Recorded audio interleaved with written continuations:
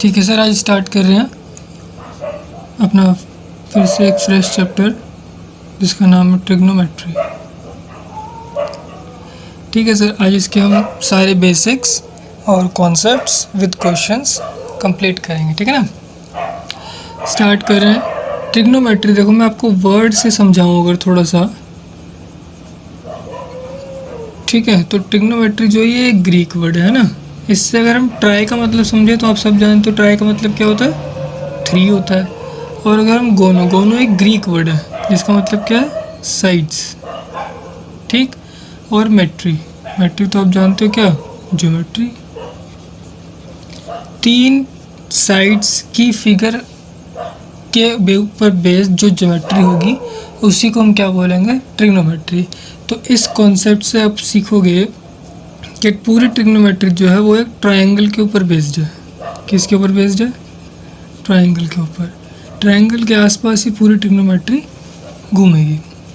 ठीक है, अब ट्रायंगल कौन सा, ट्रायंगल भी एक स्पेशल ट्रायंगल है जिसका नाम क्या है, राइट एंगल ट्रायंगल। मैंने जब आपको वीडियो सिखाई होगी उसकी ज्योमेट्री की, जब सिंपल ज्योमेट्री हमने पढ़ी थी तो उसके अंदर ट्रायंगल पढ़ा था। ट्रायंगल के अंदर हमने टाइप्स ऑफ ट्रायंगल पढ़ा था, उसमें से मैंने एक ट्रायंगल उठाया, कौन सा, राइट एंगल ट्रायंगल। अब राइट एंगल ट्रायंगल के बारे में जितने भी कॉन्सेप्ट्स हम सारे समझेंगे और उसके ऊपर बेस्ड जो भी ज्योमेट्री है उसके बारे में हम बात करेंगे। ठीक, सबसे पहले देखते हैं राइट एंगल ट्रायंगल कैसा होता है जी। राइट एंगल ट्रायंगल ऐसा होता है। ठीक है, जैसे मैंने मान लिया कि ए बी सी एक क्या है, right angle triangle. If triangle A B C is a right angle triangle, then क्या क्या बातें ज़रूरी हैं कि एंगल बी जो है वो 90 डिग्री का होगा। ठीक है, ये वाला एंगल कितने डिग्री का होगा सर, 90 डिग्री का होगा। और ये ए बी जो है इसे हम क्या बोलते हैं, इसे हम बोलेंगे बेस।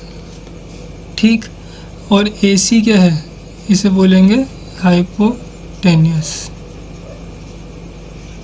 ठीक है सर, और इसे क्या बोलेंगे, परपेंडिकुलर।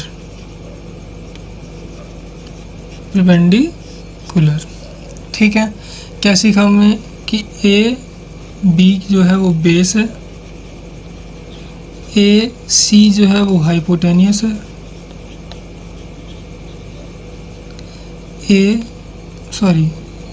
बी सी जो है वो है परपेंडिकुलर।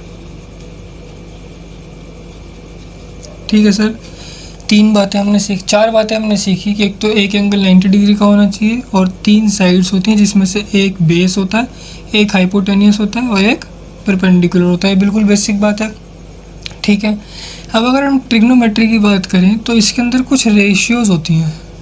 क्या होती हैं, कुछ रेशियोज़ होते हैं जिन्हें हम टी रेशियोज़ बोलते हैं। टी रेशियो मतलब ट्रिग्नोमेट्रिक रेशियोज़। ठीक है, कितनी रेशियो होती हैं 6। कितनी टी रेशियोज़ होती हैं, 6 होती हैं।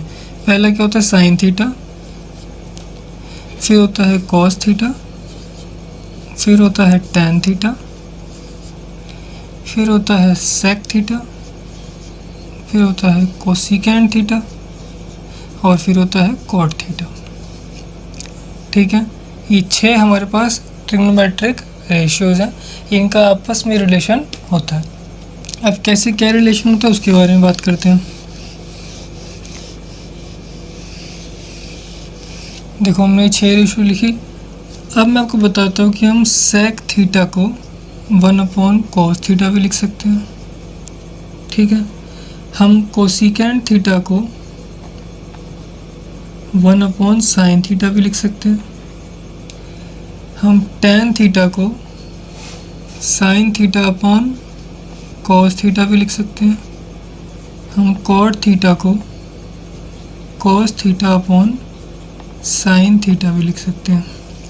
ठीक है, ये कॉन्सेप्ट हो गया कि सेक को हम 1/cos लिख सकते हैं, cos को sin/cos लिख सकते हैं, cosec को tan को sin/cos लिख सकते हैं और cosec को 1/sin और cot को cos/sin लिख सकते हैं।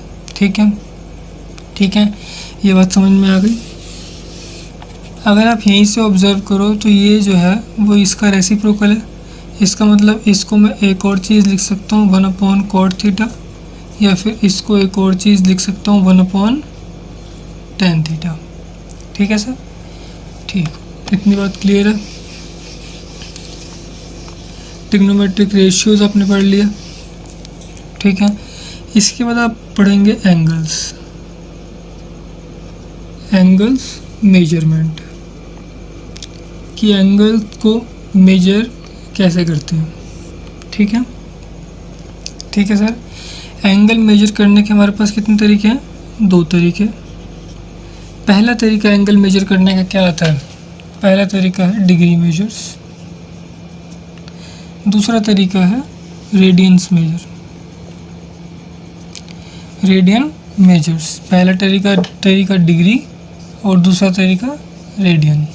जैसे आप लोगों ने पढ़ा होगा 0 degree, 30 degree, 45 degree, 60 degree, 90 degree.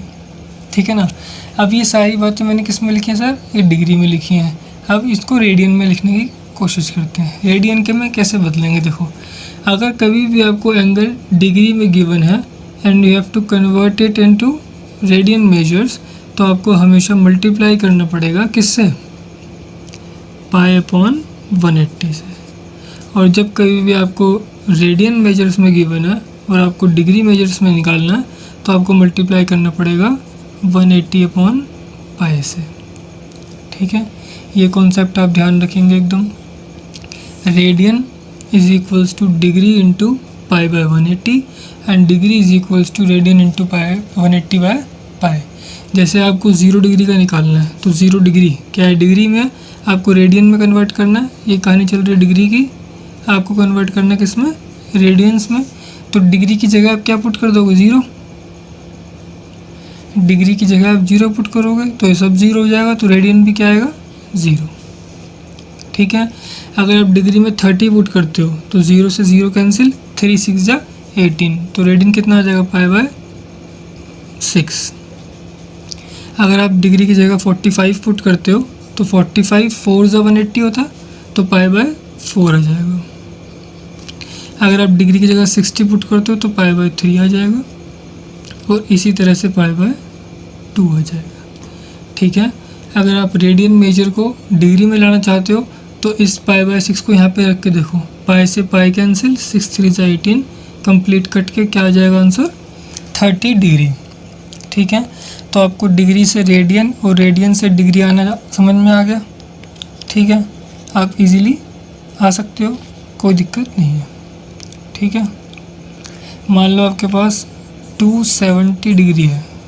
ठीक है, 270 डिग्री को आपको रेडियन पे लेकर आना है, तो इसमें पुट कर देना, तो क्या आंसर आ जाएगा? 270 मल्टीप्लाई बाय π/180, 0 से 0 कैंसिल, 9 3 जा 27, 9 2 जा 18, तो 3π/2 क्या आ गया हमारे पास? आंसर आ गया 3π/2 हमारे पास क्या आ गया?